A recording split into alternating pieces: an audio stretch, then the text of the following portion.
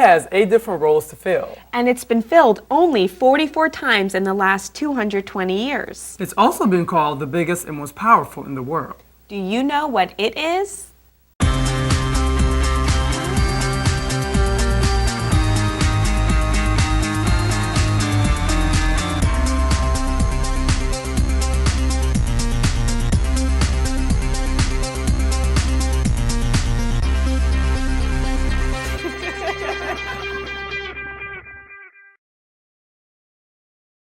Hi, I'm Sid, and welcome to Democracy Rules. The answer is the biggest job in the country, the presidency or the executive branch of government. It's the highest elected office and includes many powers and duties. Let's see what some of you have to say about having the job. Hi, I'm Shavela, and I'm here to find out, what do you think it would be like to be president? I think it'd be a pretty difficult job. You have a lot of people in our country and a lot of different ideas and values that can divide us. I think it would be very stressful, but at the same time it could also be fulfilling because there's a lot of good that you can actually make a difference in the world. I think it would be a difficult job because, one, you got so many people to take care of. I would not like to be president because you're in charge of so many people. You have so many important decisions to make, and a lot of people depend on you. The President of the United States is Chief of State, Commander-in-Chief, Chief Executive, Chief Administrator, Chief Legislator, Chief Diplomat, and Chief of Party. Now, that's an impressive list of high-level responsibilities, and the President must fill all these roles at the same time. The presidency has made every man who occupied it, no matter how small, bigger than he was. And no matter how big, not big enough for its demands. The presidency requires knowledge, experience, and many types of skills, plus tact, savvy, and guts. How can anyone prepare for such a job? Let's go ask our resident expert, Senator Les Miller. Senator? Thanks, Sid.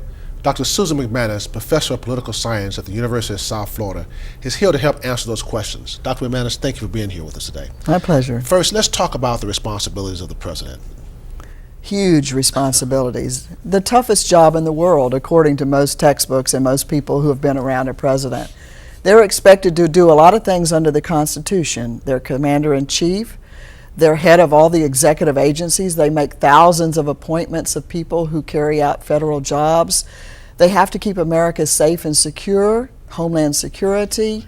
They have to make sure that Americans are safe abroad, and a lot of Americans travel abroad. They're the head of their political party. They're supposed to be the comforter-in-chief when people are saddened by some terrible accident or tragedy. They do a little bit of everything. They appoint people to the U.S. Supreme Court. They sign treaties. They make treaties. They propose laws. They propose a budget for Congress. But the reality is they have a lot more responsibilities, and expectations are high. They have a lot more of that than there are powers in the Constitution itself. So the job is really a combination of the powers that are granted to a president in the U.S. Constitution and their personal attributes, their character, their trustworthiness, the expectations that people have for being the leader of the world and representing America at key conferences and funerals of heads of state outside the country, a little bit of everything. As you think about it, a chief executive officer of a company or a president of a university, this person is a chief executive officer of the United States of America, and they don't get paid for it the way they should be paid for it. It's one of the things you have to think about. Right. Let's talk about how should a person, how do people prepare themselves to become candidates? I know what I had to go through, but how do people prepare themselves to become candidates to run for office? Well, you always hear the little homey story about, I've been thinking about being president since I was born, but very few people really can say that that's true. The path to the presidency is often through other elective positions. Many have served as governors, many have served in the U.S. Congress. Some have even just been business people who have then been a federal executive or cabinet officer and then run for president. But the bottom line is you have to start thinking about it very early, and you have to be very cautious about your life, because these days, with the media being able to retrieve everything you've ever said or done, including the papers you've written in college, you have to be thinking about it pretty early on, because you know that people are going to go that far back as they can, to trace your life? I remember when I ran the first time, I was in a Kiwanis club, and one of the reporters happened to be there. And he asked me, is there anything you want to tell us about now before we start checking your background? And I was shocked and scared. I said, no, there's nothing. And I always tell people, when you're running for office, you live in a glass house, so be prepared. Right. We always say, Google yourself and see what's already out there about yourself. Exactly, exactly. What can students that are interested in having a life in public service do to prepare themselves now to get ready for that? Well, the best thing they can do is to learn about how government functions in their high school and college civics classes and government classes, but the second best thing is to actually get involved in a campaign. Exactly. And believe me, candidates are always looking for young people who are very good with the high-tech things that campaigns now have as a necessity. But they can also intern. You know, we have wonderful internship programs at every level in Florida, local, state, and national.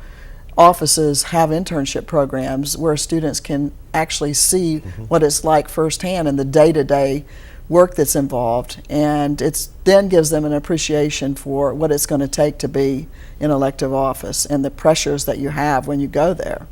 It's a difficult task, and believe me, campaigning has changed so much from the time I started running some 20 years ago or more to now. Everything is so computerized. You have to be ready to do that, but it still takes a lot of shaking hands and kissing babies. The bottom line is that still the best way to get a person's vote is to meet them in person. That's right. And ask them to vote for you. It's the personal touch that matters so very much and is often the difference between somebody winning or losing. And a lot of people have the impression that it takes billions of dollars and millions of dollars to run for office, but for many local offices it takes a lot less money, but you can do it with the grassroots knocking on the door and going to Kiwanis Club meetings.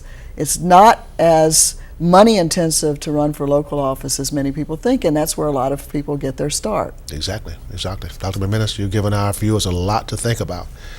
Now it's your turn, Sid. Thanks, Senator. Let's look at what's expected of the person who sits in the Oval Office. I'm online at constitutioncenter.org to see what the Constitution says about the presidency. The executive branch is covered in Article 2. Commander-in-Chief is the only role titled in the article, but all other responsibilities are discussed. We'll take a really quick look at all of these roles while you try to imagine doing all of it. The President is Commander-in-Chief of all the nation's armed forces, which, if necessary, are subject to the President's control. Chief of State is a ceremonial title for the President's role as the head of government and symbol of the American people. Article 2, Section 1, Line 1, vests the President with executive power, hence Chief Executive. This broad national and international power is why the presidency is often called the most powerful in the world. Vest, to grant or endow with a particular authority, right, or property. With that same executive power, the President is chief administrator of a huge governmental system that employs more than 2.7 million civilians and spends trillions of dollars. The chief diplomat role makes the President the leader of America's foreign policy and our highest-ranking spokesperson to the rest of the world. As chief legislator, the President influences the congressional agenda through actions, suggestions, requests, and demands. And of course, the President is considered the chief of his or her political party, a role endowed not by the Constitution, but by party convention. Endow, to provide with something freely or naturally.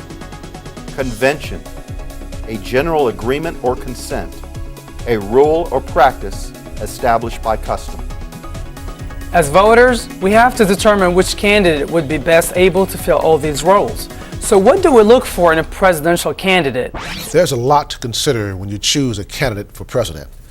Dr. McManus, the 2008 elections brought a lot of new choices for the presidential campaign. What effect do you think that campaign cycle will have on the presidency?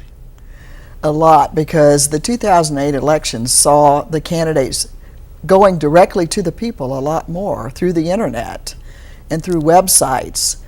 And they also used the debate structure a lot more in the past. So the public is now used to seeing their presidents in person more, because we saw the candidates going to virtually every state because of the very long nominating process and primary season. So the expectations are that presidents should come into your state and see the people in your state. And so the presidents are going to have to be out on the road a lot more as a consequence of 2008 because people want to see them in person. So the way they're reaching the people through the internet, through debates, those are kind of new. We saw a record number of people watching debates to make up their minds about who they were going to vote for. So we can expect presidents will now give more press conferences, more nationally televised speeches, and use the internet a lot more. What effect can one president have on the office? Quite a bit, because presidents have a lot of things that they can do. They can issue executive orders which change the way that each of the cabinet departments do business. They can nominate people for key positions across the government. They can make proposals to Congress about new legislation. They can also propose the budget. But very importantly, they can help mold public opinion and pressure the Congress on what to do. So they have a lot to do and a lot of power to do it, both on paper, but more importantly, their personality, their way that they speak, how they reach the public, has meant a lot to the power of the presidency. The power of persuasion is as important as the formal powers. Exactly, exactly. Does your research indicate what criteria people use to choose a candidate? A lot of different criteria. Some use the political party. All they have to know is whether the person running is a Democrat or Republican. Some use ideology. Is the person conservative, liberal, or Democrat? Some use issues, but surprisingly not as many as we might think. Most people make their decision based upon character and just a gut feeling for what kind of person the presidential candidate is. Trustworthy, honesty, experience, all those kind of intangibles. And that's why so many polls ask during the course of a campaign, which of these candidates would you rather have a picnic with? And sometimes that's a better predictor than how people feel about issues. Exactly. Now, that leading into another question and what you just said, where do people get the most information about a candidate from? We talked about some just hear if they're a Democrat, Republican, or indifferent, they vote for them that way, and many things along those lines. But where do most people get the information from about a candidate? It's still television. Still television. But it's less broadcast and more cable television now because of the 24/7 news cycle and the ability to watch things through streaming onto the internet. And it's definitely different by generations. The younger voters get most of their information via the internet, or if they're watching regular television, the late night kind of comedy shows, whereas the older generations still rely more traditionally on newspapers, the 6 o'clock evening news and 6:30 national broadcast. But very interestingly, most people believe the local media more than they believe the national media, which is why candidates love to go to different parts of the country and appear on local broadcasts. The public trusts local anchors more than they trust national anchors, and it's because they see these people in their churches or in the grocery store. The kids go to school with the anchors' children. Very, very interesting, but very generationally different. Shavela, electing the president is one of the most important activities in our democracy. You need to do your homework before you vote. You're right, Senator. Now we've looked at the job description and candidate credentials. What are the Constitution's qualifications for the president? Actually, they're similar to those of the House and Senate, but stepped up a notch. Here they are. Must be a natural-born citizen, age 35 years, and 14 years a resident. Why would the framers of the Constitution keep increasing the requirements for higher offices? And how could the residency requirement be an issue for a natural-born citizen? The president's term of office is set by the Constitution as 4 years, but I couldn't find anything about term limits because there weren't any until 1951. 2 terms was the unwritten norm, but Franklin Roosevelt changed that. After he ran and won not only a 3rd, but a 4th term, Congress passed the 22nd Amendment, officially limiting presidential terms to 2. The Constitution isn't clear on the succession of the president either. If a president dies, resigns, or is impeached, it says the powers and duties of the president devolve to the vice president, but says nothing of the office itself. Devolve. To pass on responsibility, rights, or powers from one person to another. Through history, the office passed on too, but it wasn't official. After President John Kennedy was assassinated in 1963, Congress acted to make it a law in 1967. The 25th Amendment clearly states that the Vice President succeeds the President in all aspects. It also outlines replacing the Vice President and what actions are necessary if the President becomes disabled. The Vice President has become President 9 times in our history. What effect could that have on the country? Let's go back to Senator Miller. Senator? Sid, a traumatic event always precedes that change of command. Dr. McManus, in our lifetimes, you and I have witnessed the assassination and the impeachment of a president. That's a very rare occurrence, isn't it? Extremely rare and very upsetting to Americans when it happens. Of course, we witnessed the assassination of John F. Kennedy and the impeachment of Bill Clinton. But we need to understand impeachment just means a formal accusation. It doesn't mean that you're convicted. Bill Clinton was impeached, but he was not convicted by the U.S. Senate. Let's talk about the role of the vice president after an event that shakes this country. Americans want a calming hand, and they want a calming voice, but they also want to feel confident that the person stepping into the presidency knows the job. But first and foremost, after an assassination, the vice president has to help the country mourn in a very respectful and honorific way. After an impeachment, people want some indication that the vice president is able to, get Americans over their anger about improprieties in office. I remember that very vividly when I was in school, of how Lyndon Johnson came in right after the assassination of John F. Kennedy. I think he did a great job in that mourning period of that time. What role does a vice president typically play?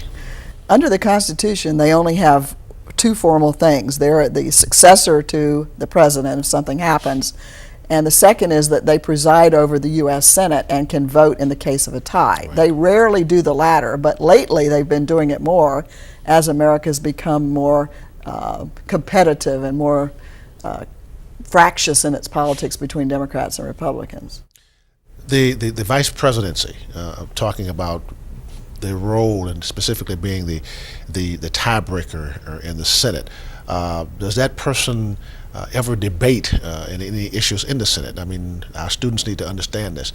Being that 51st, that 101st person, do they ever get an opportunity to debate in the Senate? They don't really do that. Exactly. They're just the tiebreaker and the last say, and the power of the executive becomes very evident. But in general, vice presidents do whatever presidents want them to do.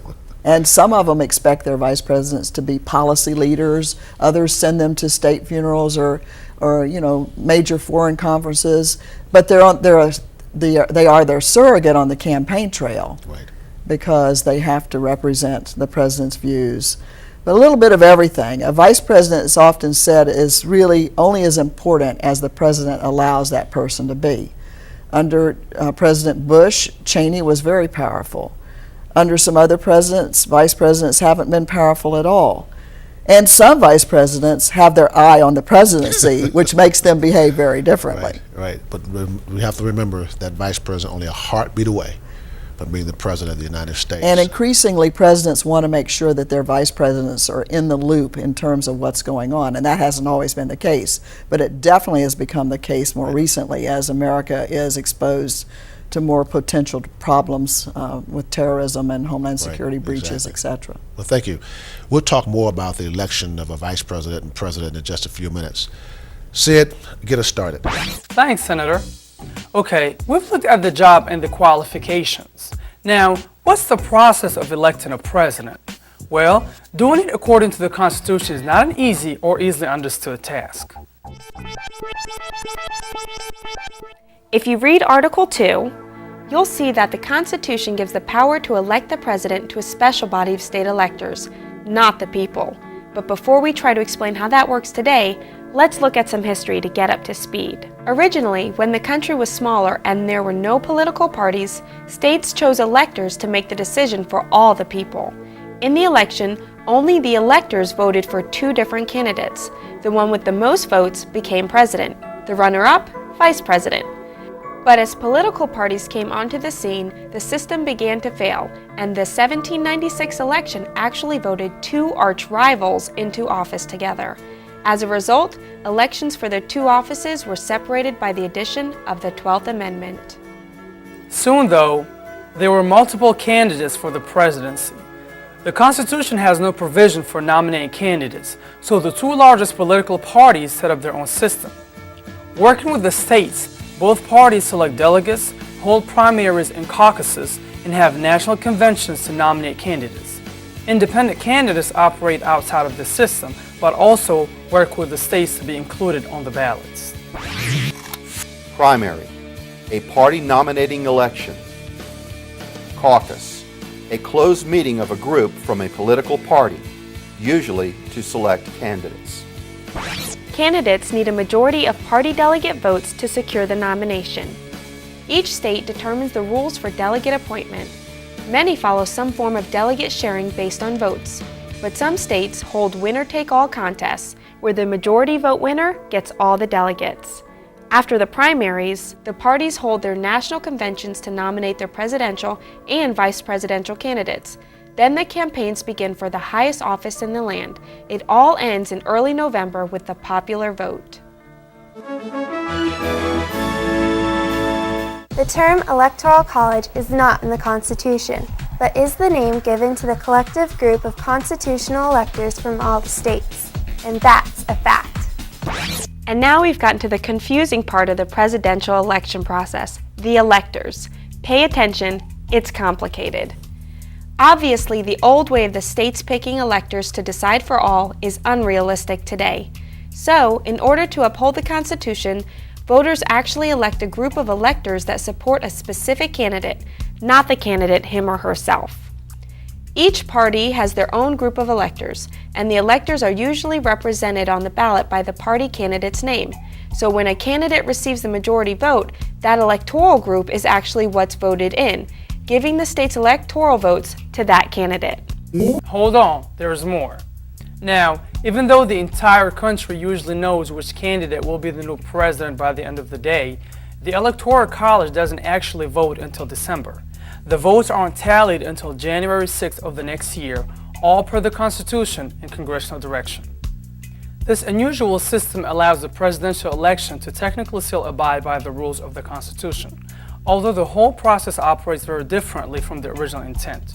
So differently, in fact, many people think the constitutional system should be amended. Let's check in one last time with Senator Miller for a perspective on that. Senator? Sid, this is a heavily debated topic. Dr. McManus, what are the advantages of the electoral system? It goes back to the beginning of time when there was a battle between the big states and the small states in the formation of the country. And its strength is seen as a way to make sure that small states' residents have a voice in the selection of the presidency. And it's said that if the small states didn't have a role through the Electoral College, that the presidential candidates would never step foot into those states. They'd only go to the handful of really large states. And so the real advantage of it is that it requires a candidate to reach out to the entire country, big states and small states. It would take a constitutional amendment to change our electoral system. How likely do you think something like that would pass?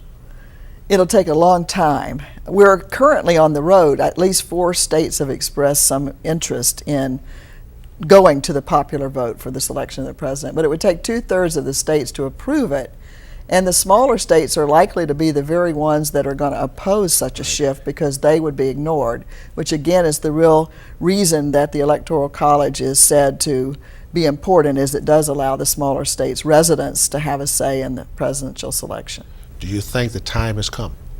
It's probably coming. It's a very difficult concept to understand because people are used to, in every other office in America, a majority vote elects a person. Right. But here, it's some strange thing called the Electoral College. But what people do forget is that the Electoral College votes are based upon the popular votes back in the states. Dr. McManus, we want to thank you so very much for being here. You've been an excellent guest. You're very informative, a lot of information. You do a lot of writing, and you shared that with us. And I'm quite sure our students have learned a lot from your comments today. So thank you so very much for being here. And I want to thank you for having me. And I want to tell the students, politics is really fun, and it's very, very important. It affects their lives from now to whenever. Exactly right, exactly right. Again, thank you so very much. Sid, Shavella, there will continue to be a lot of debate on this question. What do you think? Do you think the Constitution needs to be updated? That's a fast look at the presidency and the process to get there. Have you ever thought about being president? What's stopping you? You can do it, because democracy rules and you rule in a democracy. See you next time.